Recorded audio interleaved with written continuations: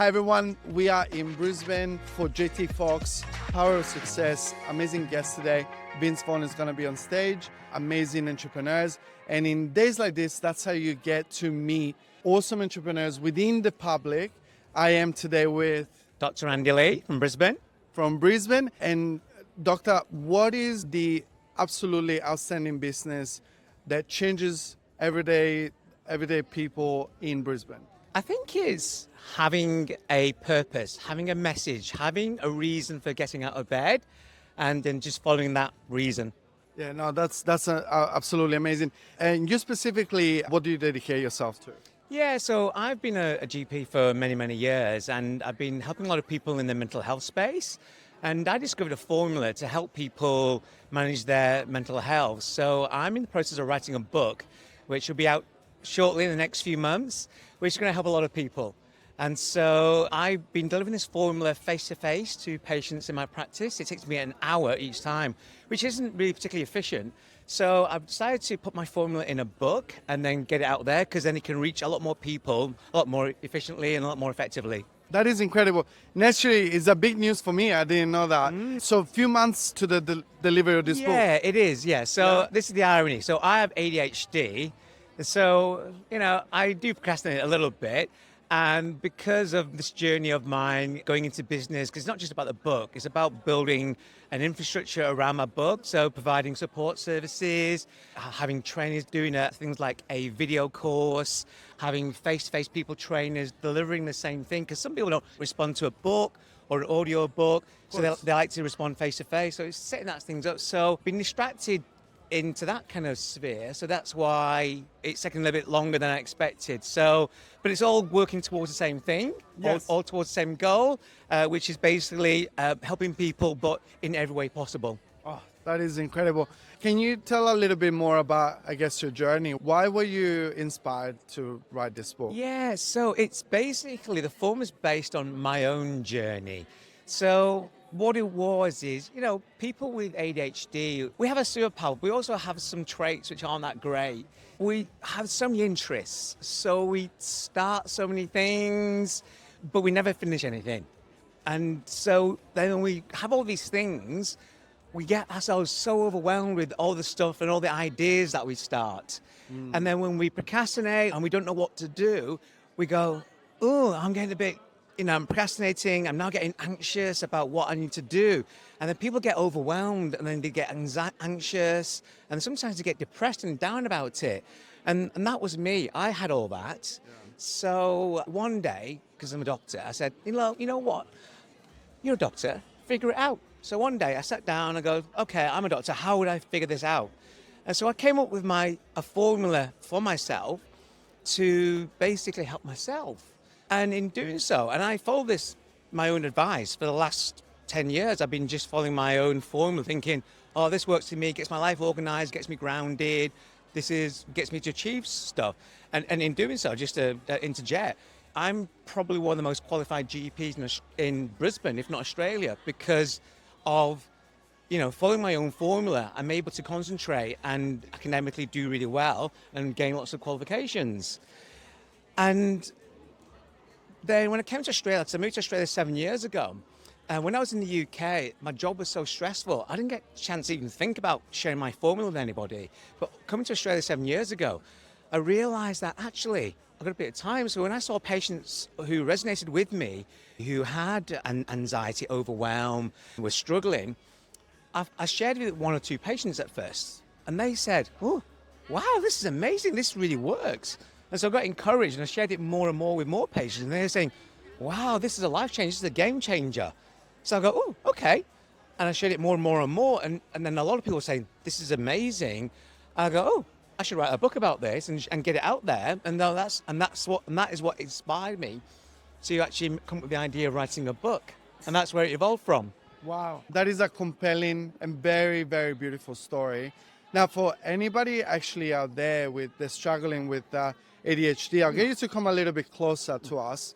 For anybody out there that's struggling with the ADHD, would you have 3 simple advice to better their everyday life? Is there something like a little tip or something that might help? Yeah, I think first and foremost, ADHD is quite common. So globally, it affects 6.8% of people around the world. That equates to 377 million people around the world with ADHD. So that's a lot of people. And I think the key thing about it, number one, is awareness, because there's a lot of people who have ADHD who don't know it. So we're here today at this Power of Success, which is Entrepreneur Summit. On average, because entrepreneurs are more likely to have ADHD, and in this summit alone, so there's about 600 people here. 29% of people here have ADHD. Wow. 1 in 3. Yeah. So 1 in 3 people you're going to speak to today Most likely have ADHD or close Yeah. to it. Yeah. That's not what it's awareness. A lot of people, the thing is, if you don't know, you don't know. And so people just get on by. They just get on with life because you've got no other choice. And they struggle and they try and compensate and do strategies to help them make sure they get through life. But they don't realize they have ADHD. And so I think the most important thing is actually awareness, knowing, have I got it? Because if you do, and you learn about it and you understand the traits, you can actually learn tips to help deal with it and handle it. You know and you're aware that you have a problem, and you can put things in place so that it doesn't become a problem for you. Yeah. I think the second thing is, if you find that you're pretty bad, and there's lots of online tests you can do, some you have to pay for, some are free, and let's see how severe or how bad you are with ADHD. And then let's say you are particularly bad and you struggle with distraction, inattention, or other things, then maybe you might need a conversation with your doctor about getting formally diagnosed and maybe perhaps considering treatment. And then the third thing, probably a little plug for my book, is because I've figured it out and am producing a formula, the book will be called The Brain Unscrambler, and that'll be coming out in a few months' time. So I would say, look, it's worked for me, it's worked for my patients and my practice. Look at my book, The Brain Unscrambler, which will be out in a couple of months' time. That's incredible. That's incredible. For anybody out there that's going to look out for this book, where would it be launched? Would it be on a website, It'll be Amazon? on Amazon, because it'll be launched as an ebook and you can also get a physical copy.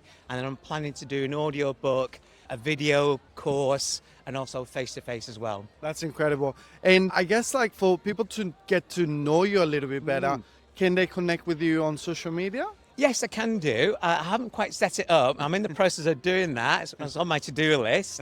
But my Instagram profile is Dr. as in DOCTOR, Andy Lee, ANDYLEE. Perfect. I bet there will be some sort of link coming up about the book. So people can easily download it and find it. Today we're here on a beautiful experience. JT is putting up this amazing event, and he's putting together a lot of entrepreneurs in the room. Do you have a tip for any of the entrepreneurs out there that are looking at this interview on how to create relationships within the room and how to foster those relationships going after the day that they meet? Yeah, I think a lot of people, I find, when they come to these events, they kind of hold back. And so, if we're still on the subject of ADHD, one of the traits about ADHD is they have this problem called rejection sensitivity dysphoria. And what that means in plain English is people with ADHD are very hypersensitive to rejection. So because of that, they won't make a connection with somebody because they think that they might not like them, or they kind of judge themselves and they think, I'm not good enough to talk to them. And so they'll hold back. And as I just said before, 29%, 1 in 3 is ADHD. So 1 in 3 potentially is holding back because they are worried about rejection.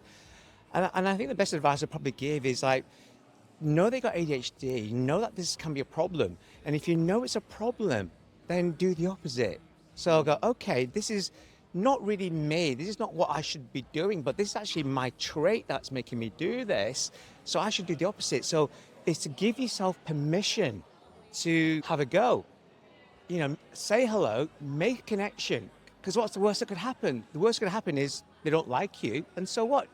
And don't be bothered by that, because as Jay said before, if you go up to 100 people, and you only need one person out of the 100 to say yes, to change your mind and to change your life. That's right.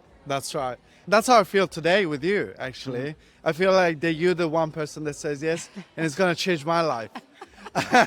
For everyone out there, I am Bruno. The reason why I approach this man, it is this outstanding look that he's wearing today.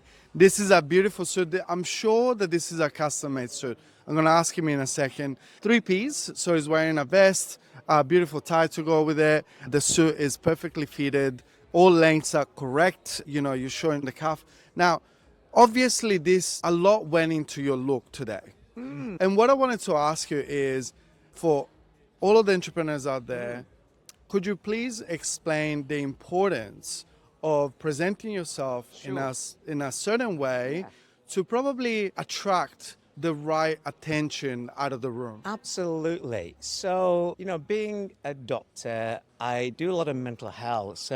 And I've done a lot of psychology. If I don't apply that to myself, what use am I as a doctor? What use am I writing a book on this? And so I figured, look, I'm going to a business event and it's going to be a lot of business people. But what I find in lots of business events, there's a lot of people dressed the same way. People, stay safe.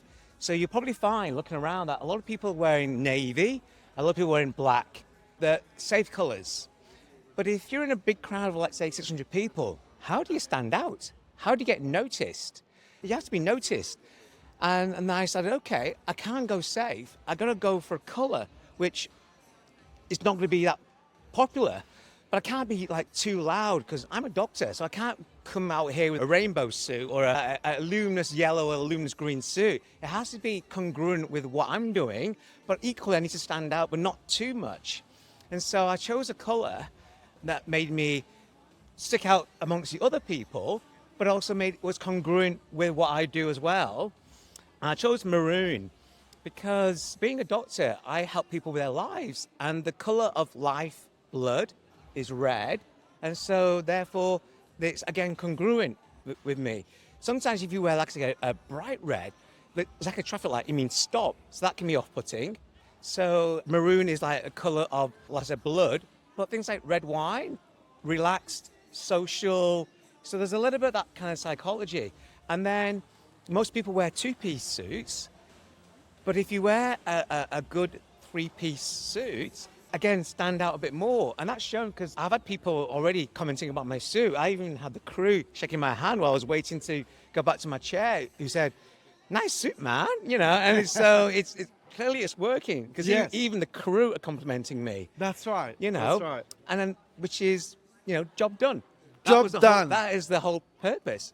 And I'll be interviewing Vince Vaughn later on. I paid to interview Vince Vaughn. And again, he's a very interesting comedic character. You want to match that kind of character with your own personality as well. And so this is me, because I'm energetic. I have ADHD, as I said, and Vince Vaughn actually has ADHD. So I wanted to kind of match that as well. And so for lots of reasons, this is why I chose this suit, because it was congruent with me. It's made me stand out in this big, vast business conference, but it also helps me connect with the person I'm going to interview as well. So lots of reasons. That is absolutely incredible. I couldn't have asked for a better answer than this. For any of the men, and this is like literally a quick advice for any of the men here that haven't followed, I guess, the same philosophy that you had today, what would you suggest for the next event, for the next time? What should they do for an event like this? I think, think of those terms. You got to think about, people just think a suit as almost like a chore that, I'm going to a business meeting. I'm going to a wedding. I'm going somewhere. I need to get a suit. But they don't actually think about whatever you wear represents you. And you got to say to yourself, does what I wear represent me? And because you got to remember, before you meet somebody, people make a decision about you just on how you look before they even said hello. So how you look is vital, is really, really important, because that first impression happens before you even open your mouth. So if you look good and you look interesting, then people go, I want to talk to you. Where'd you get that suit from? Wow, that looks good. And then that's how you make a connection. That's right. And also probably an impact on your confidence level, where especially if you feel a little bit intimidated by a big room like this, Absolutely. you will probably do something that you wouldn't do otherwise. Yeah, and so like all clothing, it's like even down to the underwear, down to your cologne. If you wear stuff which has meaning to you, it basically will subconsciously instill confidence in you, basically. So if you look good and you look in the mirror in the morning before you go out thinking, hey, this looks good, you're going to feel good. Yes. And you're going to feel confident and you're going to walk tall. And then, people will see that because it's subconscious. Yes. And so people will naturally want to talk to you. Say, hey, and where'd you get that suit from? I want that suit, Yeah, and then you just feel good. You just feel the vibe. And you can just strut your stud thinking. And when you see other people, you're thinking, yeah, I'm pretty top dressed here. Beat that guy. I love it. You I love do. it. And it just elevates your mood. I love it. I love it. Elevates your mood. Spreading a little bit of positivity. Absolutely. And to answer your question as well, what would I do? Well, Bruno, you're a tailor. I would come to you because you get it. I get it. And therefore, I would come to Bruno and get your suit from Bruno. You're too good. You're too good. Well, that was a surprise, but Mr. Vince Vaughn will be wearing one of my jackets tonight. So, wow. Yes. Oh, that's amazing. Yeah, I can't wait. awesome. I can't wait That's to see it. I can't Well wait to done. see it. Congratulations Thank on you, getting him thank to wear you. one of your suits. Very excited, very excited. Yeah. Thank you so much for today. You're very welcome. You've been absolutely amazing. Thank you very much. Thank you so Cheers. much. Cheers. Thank you.